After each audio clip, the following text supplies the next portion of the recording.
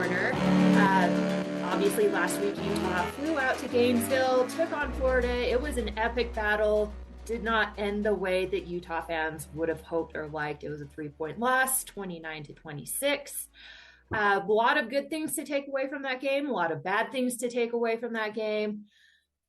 Where does this Utah team fall? How do you go about analyzing, what their chances are of doing college football playoff, all of that fun stuff?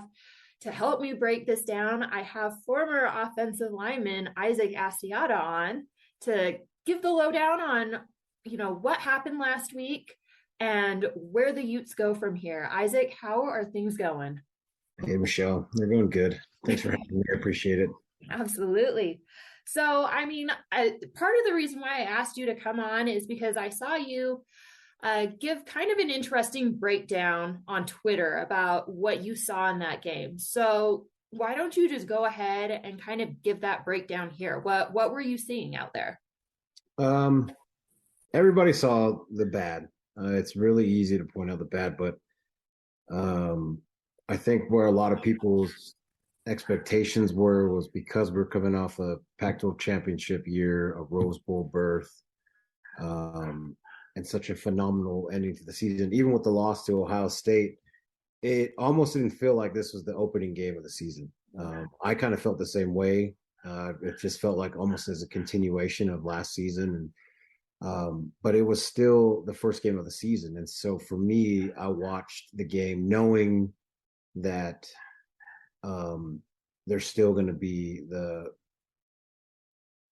not necessarily the fall off, but just a lot of issues with first game jitters, especially amplified being down in the swamp, and a lot of new players, a lot of guys who didn't have a lot of time last year who are now stepping up and filling in roles, a lot of young players. And so there was obviously going to be mistakes. There were a lot of glaring ones, a lot of ones that I think overshadowed the good of what you could take away from the game. And in that tweet, I just wanted to really just move away from the hurt of the loss, almost the letdown, if you would call it that. For me, it wasn't a letdown, just because I was expecting to have some of those mistakes happen, right? And so I wanted to focus on the positive. There were so many positives that I saw. I don't know if you want me to go into those individually, but like I said, I watched it with I think a different perspective than most. And I would expect that because obviously, former player, you kind of know what the grind is to get to that point. You know what it takes. You also know what it feels like when you come up a little bit short in those moments. But yeah, go ahead and break down some of the more positive things that you saw coming out of that game. Yeah, so we'll start on the offensive side of the ball. I think Brant Keithy is going to be I think he could be a first rounder if he keeps playing ball, at least a first or second rounder. That guy is phenomenal, and it's great to see. He was targeted a lot, and even when Dalton Kincaid was targeted, he did really well. So our tight end room is still strong. Running backs did a great job. I know that there was some mishaps on the goal line with Tavion, and it took a while for the run game to get established. But once the guys kind of settled in, and this is one of Harding's more signature things, and he definitely harped on it when I played, was you just keep chipping away at the run game throughout the game, no matter how tough of a run defense you're facing, because eventually it'll break. And we saw that. It was really late, kind of, mid third quarter through the rest of that game. That run game finally was getting established. And the offensive line, I think, looked great for the most part. And you always expect your O-line to come out and just completely blow out teams and move guys 5-10 yards down the field.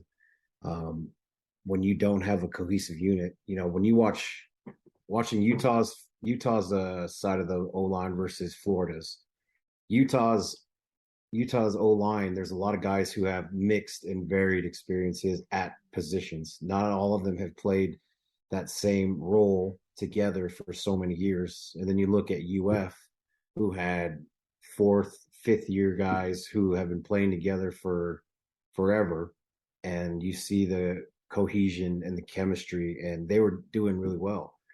Our guys did well. They did as well as I expected them to do. I thought they did even better than I expected them to do. Um, but for guys who have, from Braden Daniels down to Michael Mokafisi, who's the youngest on that line, as well as Paul Miley, there's going to be growing pains. But I think if you compare, I went back and I watched the season opener from 2021, the season opener this year.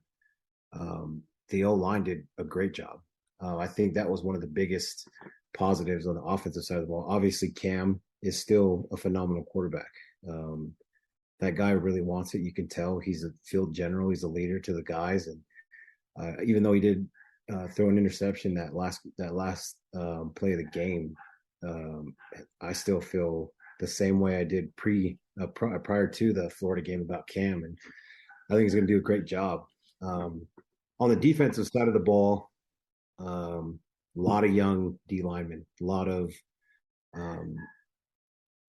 less experienced D linemen, and for them to go into play an SEC team down in Florida, you're going to see a lot of glaring issues, if you want to call them issues. For me, I see it as just because as a player, there's young guys who don't have that game experience, and SEC football is, everybody knows it's a different game. They still did well. I know that the DNs, they had a lot of trouble with that play action and kind of losing containment, but those are growing pains. Those are things that, they might see it in practice, but until you see it in a game, it's hard to get that kind of experience. And so I guarantee if we play another team who wants to be pulling the ball like that and playing a lot of play action like that, and the QB decides to keep it, I guarantee that those guys are going to know it and do a lot better. One of my favorite things that I saw was Lander Barton. He did such a great job. There were multiple times where you could see he was reading what the offense what their personnel was, the formation, recognizing it, and getting his guys into the right places. Karenni Reed did a good job too. And I cannot pronounce that middle linebacker's name to save my life. Mumad Diabate. Diabate. There we go. I'm sorry, bro. If you watch this, I'm so sorry. I've talked to him a few times during fall camp. I know who he is. I just can't pronounce his name. And now I know how everybody feels when they can't pronounce Polynesian players' names. I think our linebacker core did well. It's another one of those things where when you have units, D-line, O-line, linebackers, DBs, they all play off of each other. Those guys have chemistry too, just like O-line is. And all three of them, not including Karenni, it's a different look. Even for Diabate, sorry, bro, I just can't. I'll work on it, I promise. But I think our linebackers did great. And Lander, there's a lot of things that you can tell he's a freshman. There's a lot of experience, a lot of game speed that he's not used to, but it'll come. And I love Clark Phillips. That dude he's going to be special. He already is special, but all in all, if I was wanting to have a season opener versus, and this is no knock to these teams, but like an SUU or a Weber State, I would rather it be against these big time SEC teams to see where our team is at, to see because it really shows where you're lacking versus you get a team who's in a sense less than, you roll over them and you don't really see where your players and your schemes and your whole game plan falters. And the biggest thing I think was the best part about it, even though they lost, was the amount of experience those guys got. I remember when I played Michigan in 2014 in the Big House, I thought I could go against anybody after playing that game. And that was a big game. That was huge. a lot of dudes who got drafted, a lot of players who are still playing that I played against then that built my confidence. And as a player, when you go up against these guys, I guarantee for, especially on the O line, some of those guys who are playing at Utah after playing this Florida team, for me at least, I would be like, okay, I played this dude before. This guy's nowhere close to him. Your confidence is pretty through the roof. So a big confidence booster, a lot of experience gained by the guys. So there was so many good takeaways that because after watching the game, there's a lot of negativity in my mind. But that's where I'm fortunate as a player to try to focus on the positive takeaways, because once you really watch the tape and you process and you learn everything, all your mistakes that you did, it's about making sure you don't make those mistakes again and building off of them. So as Utah kind of turns their attention to Southern Utah, and to be honest, I think this schedule is so favorable in the sense of, like you mentioned, Utah got to see exactly where they're at in this moment with Florida. They now have a slate of easier games leading up to that USC game, but they progressively, I think, get harder each week. So it's a great way to kind of go back, fix some of those things, and really kind of work on the technique, just being very, very sound in what you're doing, and gradually get it harder and harder, so you have to push it a little bit each week. What are some of the things that you feel like Utah is going to have to look at this week against Southern Utah, and then of course the weeks leading up to their next big game against USC? I don't. Something that like just popped in my mind was almost as a confidence booster. When you have a big loss like that, especially when you mix in the circumstances of you are the Pac-12 defending champions, you are ranked number 7th, and you go down there and you lose a game like that on a stage like that. Initial thoughts is, your confidence is kind of in the dirt, but this team is a lot tougher than that. I think, going into this week, especially, I think guys are going to use it as essentially as a tune-up almost, to see. So I can only speak for me. So for me, in 2015, we opened up against Michigan at home. And then I believe we played SU. Oh yeah, we played SUU and then Utah State.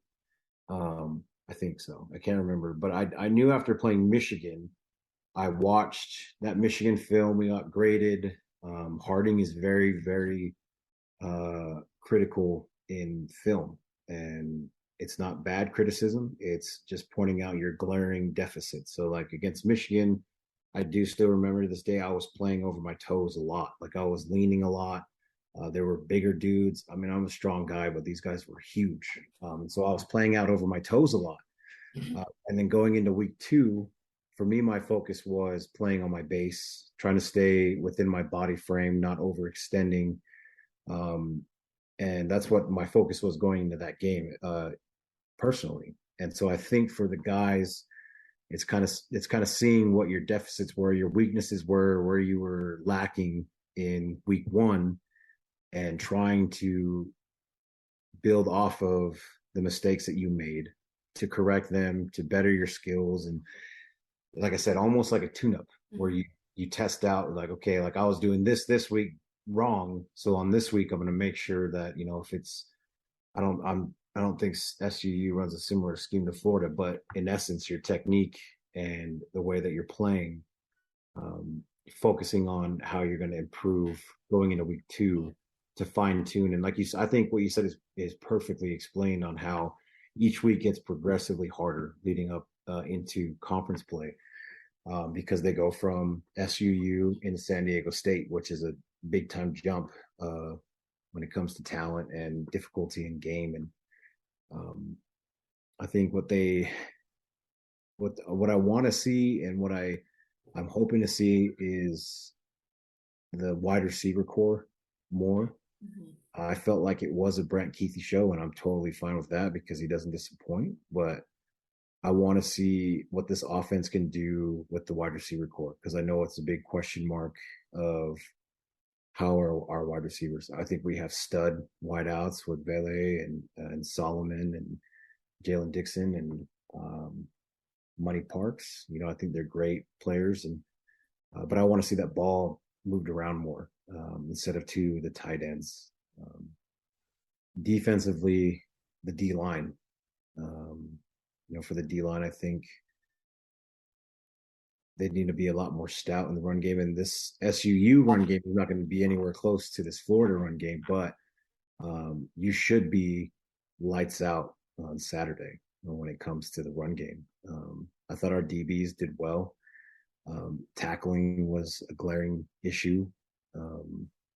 You could say that it was because it was wet and humid, maybe slipping off of tackles, but also, those are not valid excuses as a player. And so there's a lot of things that I know the guys can focus on that they know they can focus on better than I know. And um, but I think most important, it's just, hey, I did this bad in week one, week two. I'm going to make sure that I'm building off of it and doing better. And another thing I feel like personally is not all losses are equal. I think this has the potential to be a really good loss. That the the committee views if that's really where Utah goes. I am firmly on the I think it's another Rose Bowl year, and not that I would be shocked that they go to the playoff, but I just think that's a better goal for them at this point. Because right now they're in a phase where they're proving that they can hang with these blue bloods, only losing 2 games now by 3 points against Ohio State and now Florida. I feel like the next step in the process is to win that game. And I just think the Rose Bowl suits that purpose a little bit better than the college football playoff does. Obviously, if Utah gets that invite, they're not going to say, no, thank you. We're not quite there yet. You just don't do that. But I do think if it does come down to that, if it does come up, the committee potentially is looking at this loss very positively. Again, Utah played them well. It's first game. Everybody knows that that's a very hostile environment. And if Florida also keeps their end of the bargain, and that's kind of maybe the little bit of a scary part, having talked with some of the Florida people, is depth is maybe a little bit questionable, and that can really, really derail a system or a season. So health is going to have to be on their side, but I think they have the potential to be a really good team too. And there's no shame in losing to a really good team as long as you don't repeat the same mistakes over and over again. You know, is there something to be said for just at the very least gaining respect in a different region of the country? Yeah. The comparable would be that University of Oregon versus Georgia game and Mm-hmm. Utah versus Florida game. Yes, Georgia is ranked. Yes, Georgia is Georgia, but University of Florida is still University of Florida, ranked or not. And um, you saw the results from this. Oregon. I feel like Oregon is um, more of that blue blood than Utah is, just because of the years of Marcus Mariota and um, but you see where Utah goes and they play in Florida, even though they're not ranked, and they fare well. They lose by 2. It was a great game. It wasn't. They didn't get blown out. There was. I mean, there's sloppy play, but it's understandable. But I think Utah. Um, I just lost my train of thought. I'm so sorry. I'm so tired. Good. But I think Utah has proven and earned a lot of respect on the national stage. Mm-hmm. I mean, I remember when I was in the NFL and I came out of Utah, it was always like Utah. Like everybody either thought we were Utah State or we were BYU in the locker room. And, I felt that we had earned some of that respect and we hadn't. But now fast forward to after the Tyler Huntley 2019 season and then Cam's season last year, and I talk to these same guys. Like I mean, I'm really good friends with the Pouncey brothers. There's a lot of alumni who played for the Dolphins that I know, and a lot of players who I played with in the Bills. And guys around the league are, like, man, that Utah team is really good, and I think they're earning that respect the more they're in the spotlight. And just like you said, it's just that fight to show, like, hey, we can hang with these blue bloods. And I think Utah, and I've always been on that same page with you, where I think that Rose Bowl, the college football playoffs, is great. If we get to go, it's awesome. But I think that next milestone, having now, won the South so many times, and then finally winning a Pac-12 championship, I think Utah's next biggest step is solidifying themselves in a Rose Bowl versus one of those teams. Like in college football playoffs, that'd be great. But I think that's Utah's better goal, better sight is in that Rose Bowl versus one of those blue blood teams. How has this team morphed and evolved since you've been there, that you can tell? Because I mean, you were really a part of the big turnaround where Utah, I think, really went from being still kind of a Mountain West team to actually being more of a Pac-12 team, and it's just kind of taken off since then. Yeah, I was very fortunate, and I'm very, very happy that I got to play kind of that pivotal role in the school and that program's history, because when I was a freshman, that was the first year of the Pac-12, and we almost won and could go to the championship game that first year. But we also had the year in 2012, and then in 2013 when we didn't go to a bowl game. It was kind of like we entered the Pac-12. Everybody still looked at us as a Mountain West school. We fared well our first year, and then the following 2 years, it wasn't great, especially that 2013 year. And I still remember after that season, not going to a bowl game, our leaders stepping up that 2014 year. Guys like Nate Orchard. Nate told us, we had our first team meeting when we came back for off-season workouts in the wintertime in January. Nate told us that we can either be a part of evolving this team and progressing this team and this program, or we can continue to be the bottom feeders of the Pac-12 and always be looked at as this Mountain West team who doesn't belong. Because during that time, everybody said we didn't belong. We the guys before us, the 2004 season and the 2009 season, those guys paved the way for us now, at that time, to continue that legacy. I mean, during that time, it was, we're going to be a part of something that continues to build off of that.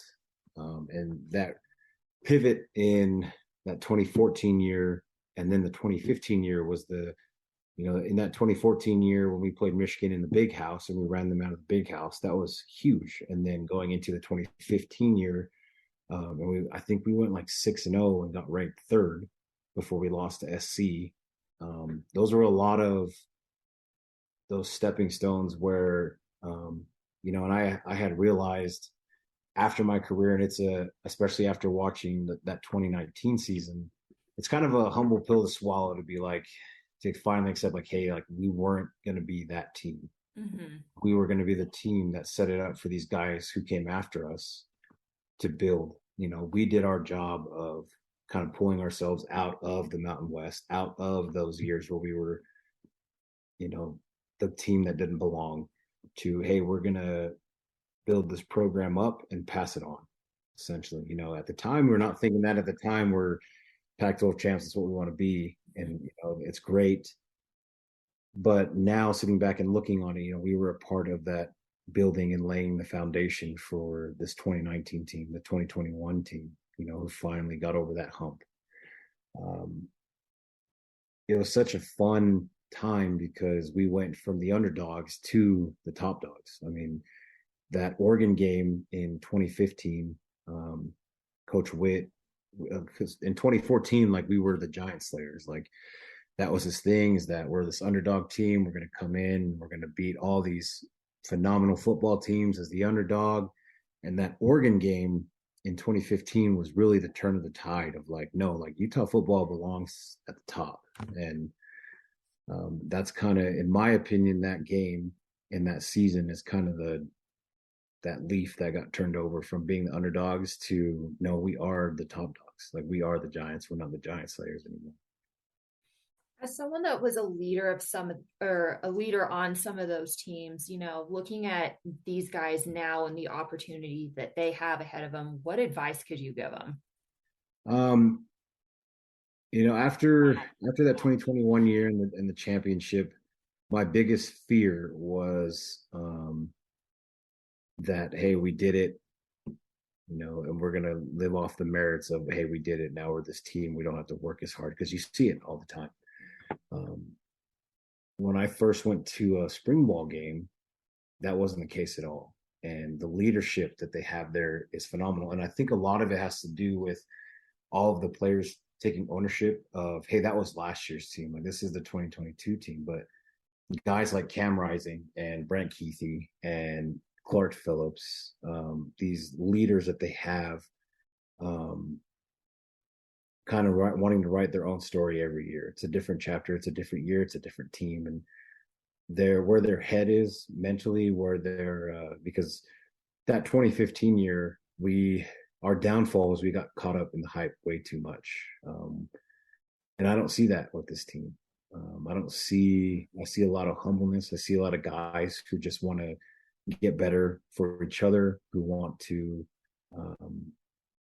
play this game for each other, who care about each other, and who just want to take it a week at a time. And I hope and I know with the leaders that they have that mentality will continue through. I mean, if my only advice would just be to continue to take it a week at a time, continue following the leaders, being, if you're not like this, captain role or the role of whatever have you, lead from within, do your part, and just keep chipping away at it.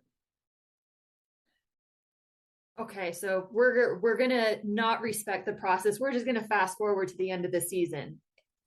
End of the season, where do you see this team? I think we're gonna have another championship year. I really do. I think even with that Florida loss, the way the schedule is set up, how well USC is, I think the biggest matchup is going to be on that USC game. Oregon, obviously, I mean, Oregon is still a great team even after that loss to Georgia. But I think the way things are set up with Utah, having lost to Florida now being ranked 12th, having a good loss, the way that they build over this season, I think they have a really good chance of being in the college football playoff picture. But for sure, I truly believe that this team has all the pieces still to make another Pac-12 championship run and then make another Rose Bowl berth. Okay. Well, you heard it from Isaac Asiata.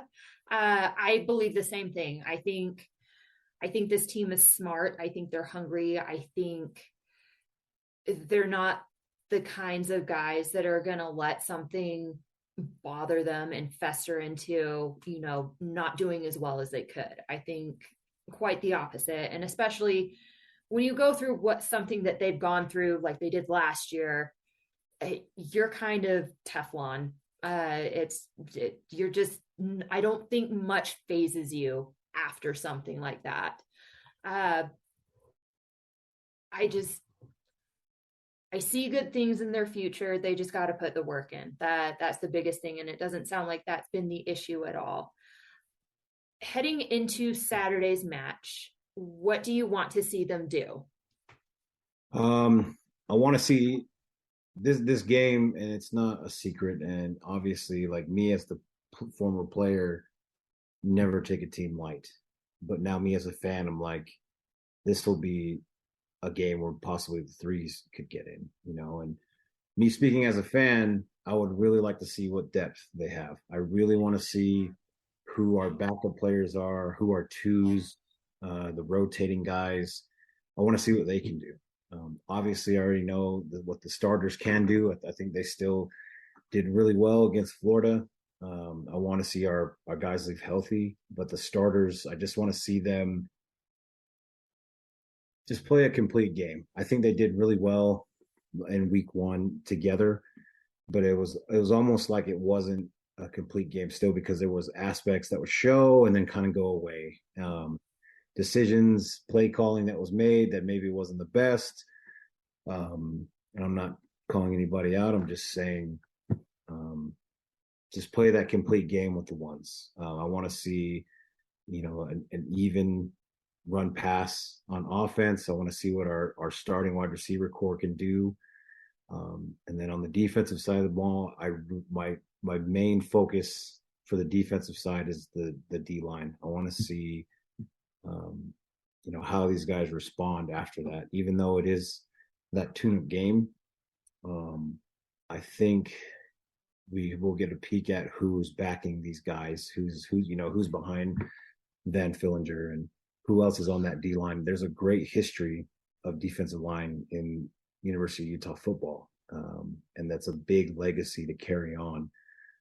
I've never seen a drop off ever in the years. Every year they're always stout. It's almost like the guys who are starting, who might have graduated, are still playing. Mm-hmm. So I want to see that D line. I want to see those guys come out and absolutely tear this team apart because of what happened last week. But like I said, overall, I just want to see that complete game. But when the time comes, I want to see who our backups are. I want to see more of, maybe Chris Curry versus Tavion Thomas. I want to see more, whoever's rotating at the O-line. Just the different players who, later on when injuries do come, because they do come, who's there to back them up. Well, perfect. Hey, Isaac, I appreciate you taking some time out to talk about last week's game, what you want to see this team do, and just kind of talking about, again, some of the process that Utah's been through in order to get to this point. It's an exciting time to be a Utah fan, and, just a lot of great things to say about the program at this point. It's hard to be disappointed, I think. Yeah. I think there's, like I said, in my tweets, I wanted to focus on the positive because there's so much season left, and where it felt like this was a continuation of last year, it could be really easy to get down and negative and, kind of a all hope is lost mentality as a fan. Like totally understandable. But at the same time, there was so much good that came out of that game. So many good things, so many good tests of what and where Utah football is at, that I'm excited. I'm excited for the game on Saturday. I'm excited for the rest of the season. Well, hopefully we'll be seeing you around at games. Again, thank you so much for your time. Y'all, you've been listening to the Crimson Corner. This is your host, Michelle Bodkin, Utah Utes Insider, signing off. And as always, go Utes.